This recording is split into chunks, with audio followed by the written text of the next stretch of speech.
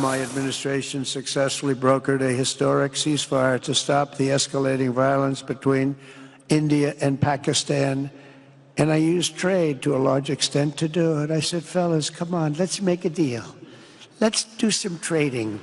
Let's not trade nuclear missiles. Let's trade the things that you make so beautifully. And they both have very powerful leaders, very strong leaders, good leaders, smart leaders. And it all stopped. Hopefully it'll remain that way, but it all stopped. Millions of people could have died from that conflict that started off small and was getting bigger and bigger and bigger by the day. امید ہے پاک بھارت جنگ بندی برقرار رہے گی. ممکن ہے پاک بھارت قیادت کو ڈنر پر اکٹھا کر لیں. امریکی صدر ڈونلڈ ٹرمپ کا ریاض میں سرمایہ کاری کانفرنس سے خطاب. کہا دونوں ملکوں کے تعلقات میں بہتری آئی ہے. امریکہ پاک بھارت قیادت کو ایک میز پر لا سکتا ہے. میری انتظامیہ نے جنگ بندی کروائی, سیز فائر کے لیے تجارت کو استعمال کیا. دونوں جانب طاقتور, مضبوط اور ذہین لیڈران ہیں.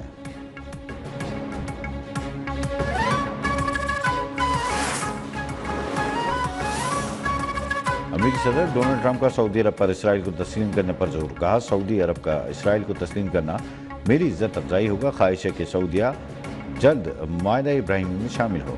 یہ مشرق وسطیٰ کے مستقبل کے لیے اہم پیش رفت ہوگی. ولی عہد محمد بن سلمان ایک عظیم اور کرشماتی شخصیت ہیں. سعودی ولی عہد سے ملاقات کے بعد شام پر سے پابندیاں اٹھانے کا فیصلہ کیا.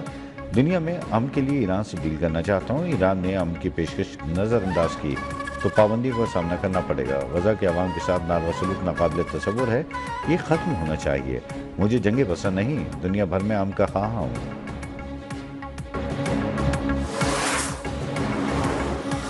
امداد کی صورتحال پر اقوام متحدہ کی سلامتی کونسل کا اجلاس.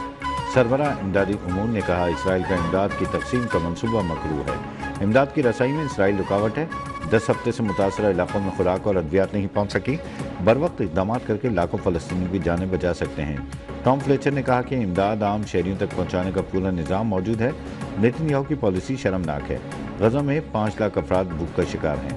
یورپی ممالک اسرائیل پر پابندی میں اضافے پر غور کریں.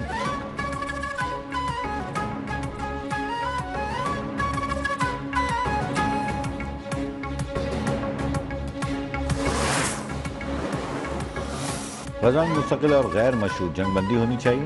غزہ میں تعمیری نو کے منصوبے کی حمایت کی ضرورت ہے. اقوام متحدہ میں پاکستان کے مستقل مندوب عاصم افتخار کا سلامتی کونسل کے اجلاس سے خطاب. کہا غزہ کے شہری بھوک کا سامنا کر رہے ہیں. غزہ کے عوام کو امن کے ساتھ رہنے کا حق ہے. غزہ کے اسپتالوں پر حملے کیے گئے اور طبی حملے کو نشانہ بنایا گیا. عاصم افتخار کا کہنا تھا کہ فلسطینیوں کی جبری بے دخلی منظور نہیں. غزہ میں اسرائیلی محاصرے کو فوری ختم کیا جائے.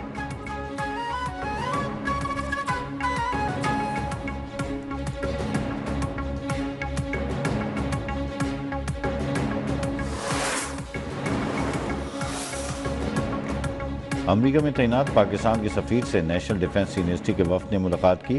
وفد سے گفتگو میں رضوان شیخ نے کہا کہ پاک امریکہ تعلقات کا نیا دور مضبوط اقتصادی تعلقات سے عبارت ہے.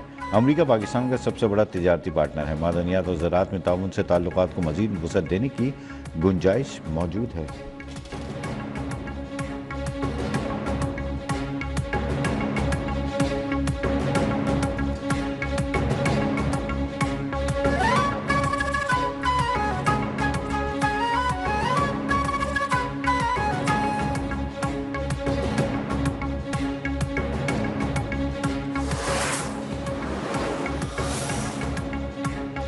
تو صدر رجب طیب اردوان کا ایک مرتبہ پھر پاکستانی قوم سے واضح حمایت کا اعلان.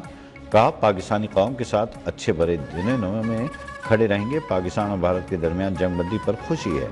مشورہ دیا اشتعال انگیزی میں نہ پھنسیں. اپنے بھائی وزیر اعظم شہباز شریف سے اہم گفتگو ہوئی. ہم نے کشمیر میں دہشت گرد حملے, پاکستان پر میزائل حملوں پر واضح موقف دیا. ترک صدر کی پاکستانیوں کو صبر و تحمل, دانشمندانہ موقف پر مبارکباد.